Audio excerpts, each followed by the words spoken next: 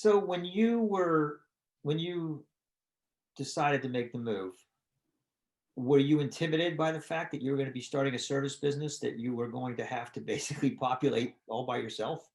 Oh yes, I was scared to death. It was scary, but it was planned for. Um, so I mapped out everything. So I actually took my personal life and said, what does this look like for my personal life? And so those around me that I loved and cared about, I had to tell them, hey, I might be working long days or on the weekends or whatever that looks like. So understand, and I may have some days where I have my ups and downs. So getting my family and my personal life ready was probably more important than the professional side of it. I made sure my budget was good. So I made sure I got rid of every miscellaneous bill I could. So it was, being in finance, paying off credit cards and not having any debt, things like that. So I knew if I had a struggle, I wasn't, I never had that urge to be like, well, I got to really pay this mortgage. So I'm going to go back to this steady, stable position. I could, eke out this, work through the storm because I minimize my expenses on my end as well.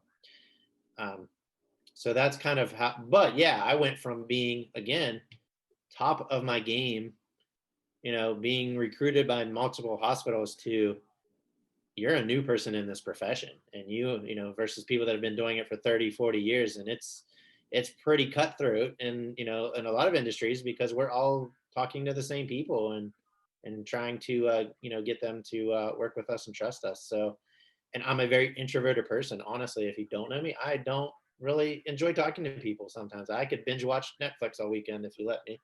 Um, but, so there was definitely coming out of a comfort zone of how do I talk with people and truly connect with them and not in this, you know, leadership Hmm. subordinate role. It's more of a equality role of how do we work together versus how do I just tell you what to do? So if someone is considering this kind of move, they've got to that point and they don't want to do it blindly. What, based upon the planning that you did, what general advice would you give people in terms of being able to prepare themselves as best they can to start to make this move? Prepare for long hours. There's no business that I know that got started that you were just a millionaire working 3 days a week overnight.